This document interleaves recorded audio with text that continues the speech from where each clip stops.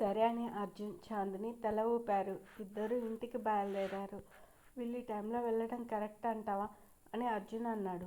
నేను అదే ఆలోచిస్తున్నా, కానీ వాళ్ళ సంతోషాన్ని కూడా కాదనలేం కదా అని చాందిని అంది. ఇప్పుడు ఇది వరకు ఉన్న ప్లాన్ మార్చి ఇప్పుడు కొత్తదేయాలి అని అన్నాడు. వాళ్ళకి తెలియకుండా సెక్యూరిటీ నేను అరేంజ్ చేస్తాను అని అంది.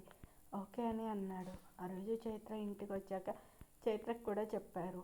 ఓకే మామ్, నా గురించి వరి అవ్వకండి, మీరు ఎంజాయ్ చేయండి అని చైత్ర అంది. చూసావా వసు, చైత్ర ఎంత పెద్దదైందో అని కళావతి అంది. అవునత్తయ్య, నన్ను వదిలేసి వెళ్తారా అని అనకుండా నా గురించి వరి అవ్వకండి అని చెప్తుంది అని అంది. నా బేబీ ఎప్పుడో పెద్దదయ్యింది, మీరే అనవసరంగా కంగారు పడ్డారు. కానీ అవసరమైనప్పుడు అర్జున్ వాళ్ళ ఇంటికి వెళ్ళు, ఒక్కదానివే ఉండకు, బయట ఫ్రెండ్స్తో తిరిగి ఎంజాయ్ చేయి చైత్ర అని అభిమన్యు అన్నాడు. ఓకే డాడ్ అని అంది. 2 days తర్వాత నలుగురు ఎవరి కారులో వాళ్ళు స్టార్ట్ అయ్యారు. అభిమన్యు వాళ్ళు ఎయిర్పోర్ట్కి వెళ్తున్నారు. గోపాల్ వర్మ వాళ్ళు కారులోనే ఊరికి స్టార్ట్ అయ్యారు. చాందినికి కాల్ వచ్చింది. మేము ఫాలో అవుతున్నాం మేడం, ఇప్పటికి ఎటువంటి ప్రాబ్లం లేదు అని చెప్పారు. గుడ్, కీప్ ఫాలోయింగ్ అని పెట్టేసింది. ఇప్పటికైతే నో ఇష్యూ అని చాందిని అర్జున్కి చెప్పింది. గుడ్, వాళ్ళు సేఫ్గా రీచ్ అయితే టెన్షన్ పోతుంది అని అన్నాడు. నన్ను చేసుకోవడం వల్లే కదా నీకు ఈ టెన్షన్లన్నీ అని చందు అంది. చంపుతా అలా మాట్లాడితే, వర్మ ఫ్యామిలీకి కూడా ఎనిమిస్ ఉన్నారు. నిన్ను చేసుకున్నా చేసుకోకపోయినా డేంజర్ తప్పదు, పిచ్చి పిచ్చి ఆలోచనలు పెట్టుకోకు. నిన్ను ఎప్పుడైతే చూశానో ఆ రోజు నువ్వు మా ఫ్యామిలీ మెంబర్ అయ్యావు అని అన్నాడు. చాందిని సైలెంట్గా ఉంది. గోపాల్ వర్మ కళావతి కార్ని చాందిని మనుషులు కాకుండా ఇంకో కార్ ఫాలో అవుతుంది. అది చాందిని మనుషులు గమనించారు. ఇంకొకరికి ఇన్ఫామ్ చేశారు. 2-3 కార్స్ వచ్చాయి. గోపాల్ వర్మ కార్కి ఎదురుగా లారీ వచ్చింది. వెంటనే డ్రైవర్ టర్న్ చేశాడు. అటు నుండి ఇంకో కార్ రాబోతుంటే ఇంకో కార్ దాన్ని అడ్డుకుంది. గోపి, ఏం జరుగుతుంది, ఏంటిదంతా అని కళావతి అంది.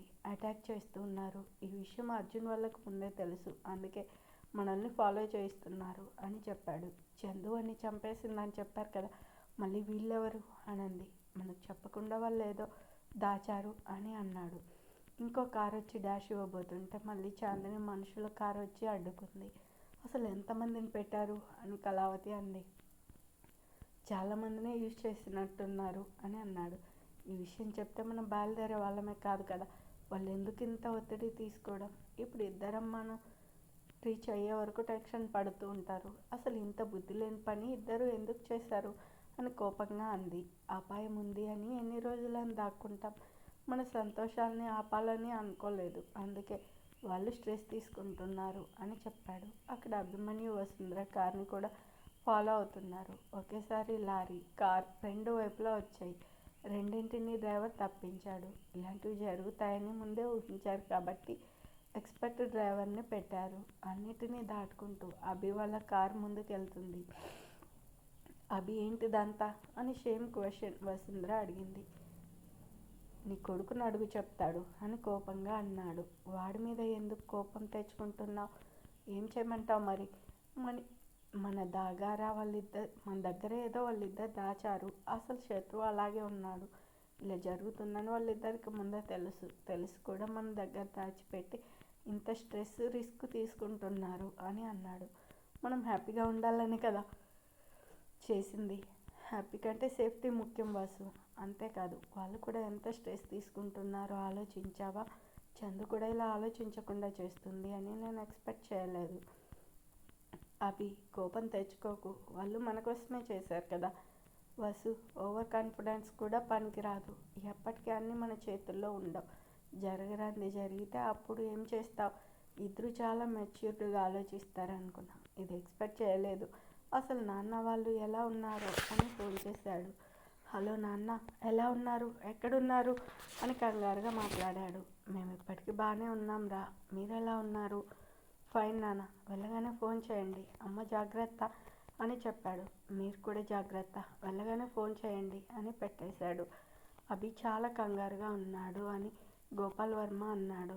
మరి ఉండడా, అర్జున్ చాందిని ఈసారి తప్పు చేశారు, చాలా రిస్క్ తీసుకున్నారు, కళ మనం ఎక్కడున్న డేంజర్ తప్పదు, అందుకే మనం బయలుదేరుతామంటే వాళ్ళు వద్దనలేదు. మీరు ఏమైనా చెప్పండి, నాకు మాత్రం అర్జున్ చందు మీద కోపంగా ఉంది అని కళావతి అంది. గోపాల్ సైలెంట్ అయ్యాడు. అక్కడ అభిమన్యు, వసుంధరని ఇంకా కార్స్ ఫాలో అవుతున్నాయి. అన్నిటినీ తప్పించుకుంటూ వాళ్ళు వెళ్తూ ఉన్నారు. మావయ్య వాళ్ళు ఎలా ఉన్నారట అని అడిగింది. బాగానే ఉన్నామని చెప్పారు. మన గురించి వదిలే, మనం ఎలాగో మేనేజ్ చేయగలం. వాళ్ళిద్దరి హెల్త్లో అంతంత మాత్రమే. ఇది ఎంత పెద్ద రిస్క్ వీళ్ళిద్దరికి ఎందుకు అర్థం కాలేదో నాకు అర్థం అవ్వట్లేదు అని కోపంగా అన్నాడు. అభి కూల్, ఏం అవ్వదు అని అంది.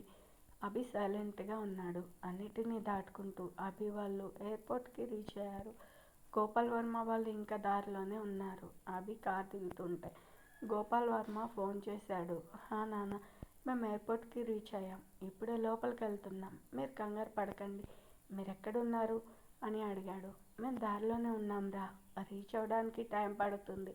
ఇప్పుడు ఏ కార్స్ ఫాలో అవ్వట్లేదు. సేఫ్గానే ఉన్నాం.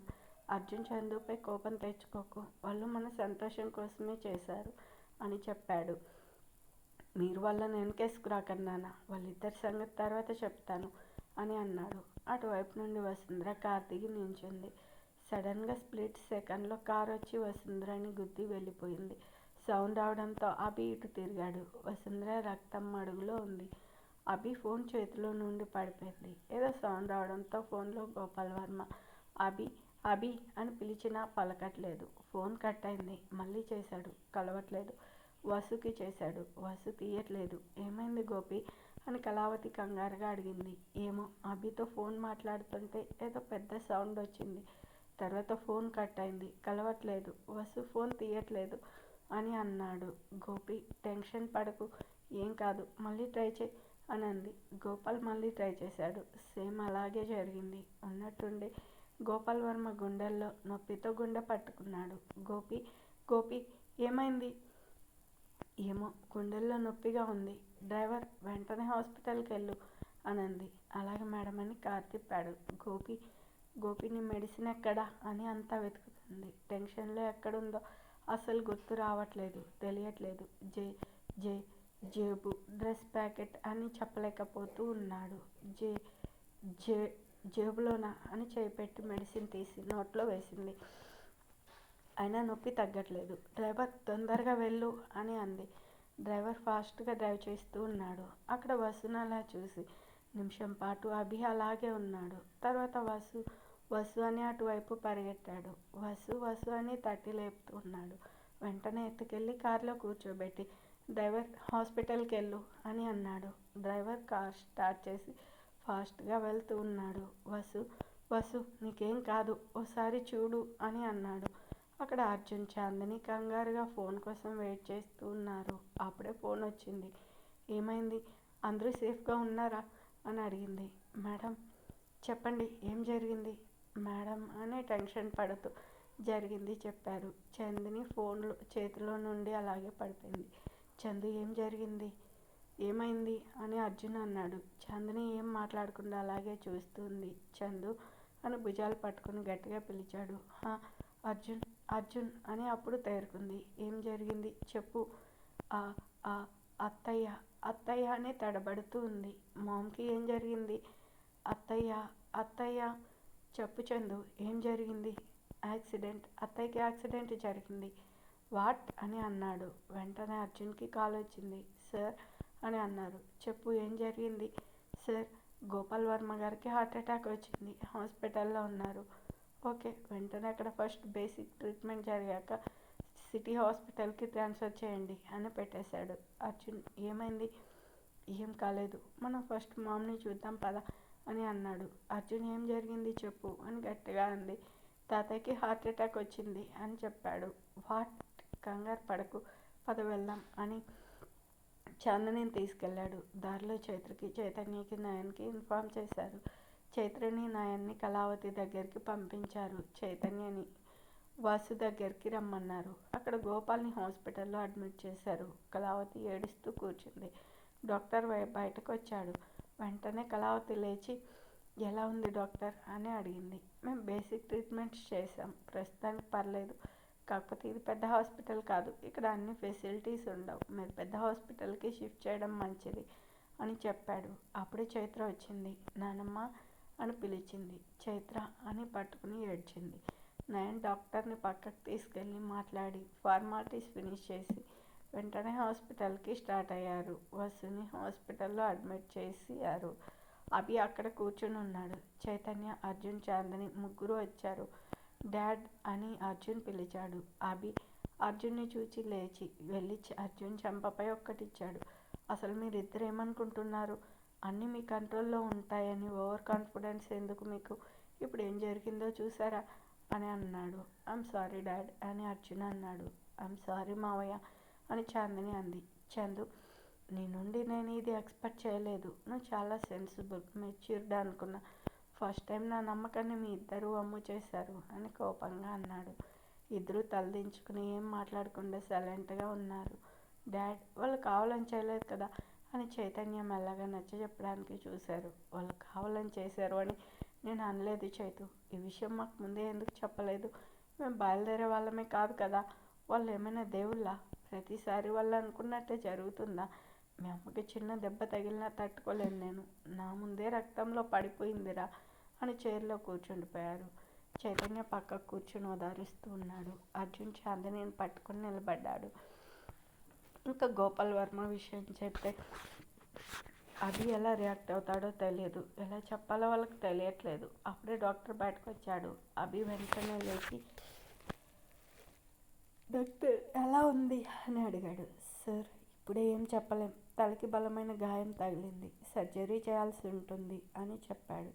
సర్జరీ చేస్తే ఏం కాదా డాక్టర్? నా వసు మళ్ళీ నాతో మాట్లాడుతుంది, నన్ను చూస్తుంది కదా. చూడండి, అవన్నీ నేను కన్ఫామ్గా చెప్పలేను. తలకి బాగా దెబ్బ తగలడం వల్ల సర్జరీ తర్వాత పేషెంట్ ఎప్పుడు కళ్ళు తెరుస్తారో నేను చెప్పలేను. కానీ సర్జరీ చేయడం మాత్రం compulsory. Hope for the best. మీరు సైన్ చేస్తే మేము సర్జరీ చేస్తాం అని అన్నాడు.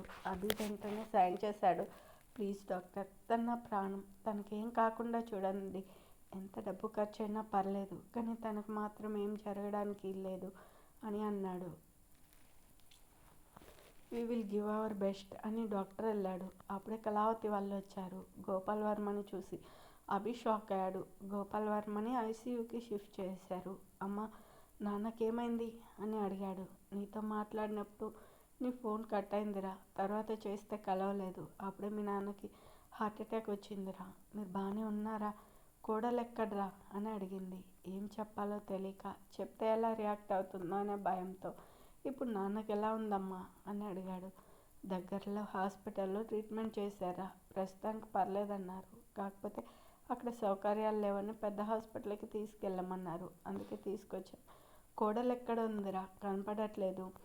నువ్వు ముందు కూర్చో అమ్మా, నాన్నకేం కాదు, కంగారు పడకు అని కూర్చోబెట్టాడు. కోడలికి ఎలా ఉంది అని అడిగితే నాన్నకేం కాదని చెప్తావేంట్రా అని కంగారుగా అంది. అమ్మ, కంగారు పడకు, వసుకు చిన్న యాక్సిడెంట్ అయింది. యాక్సిడెంటా? ఎలా రా? ఎలా ఉందిరా ఇప్పుడు? నేను చూడాలి, నన్ను తీసుకెళ్ళరా అని కంగారుగా, బీపీ పెరుగుతుంటే, గుండెల్లో దడొస్తుంటే గుండె మీద చేపెట్టుకొని అంది. అమ్మ, టెన్షన్ పడకు, లోపల సర్జరీ జరుగుతుంది, మనల్ని వెళ్ళనివ్వరు, వసుకేం కాదు అని మెల్లగా ఓదార్చుతూ వీపు నిమురుతూ చెప్పాడు. కళావతికి బీపీ పెరుగుతుంది. సర్జరీనా అంటూ అలాగే మెల్లగా స్పృహ తప్పింది. అమ్మ, అమ్మ అని అభిమన్యు తట్టి లేపుతూ ఉన్నాడు. వెంటనే అర్జున్ డాక్టర్ని పిలిపించాడు. కళావతిని లోపలికి తీసుకెళ్లారు. అభిమన్యు చాందిని అర్జున్ని ఇద్దరిని సీరియస్గా చూశాడు. వాళ్ళలో ఏ ఒక్కరికి ఏం జరిగినా మీ మొహాలు నాకు చూపెట్టకండి అని చెప్పి అక్కడి నుండి వెళ్ళాడు.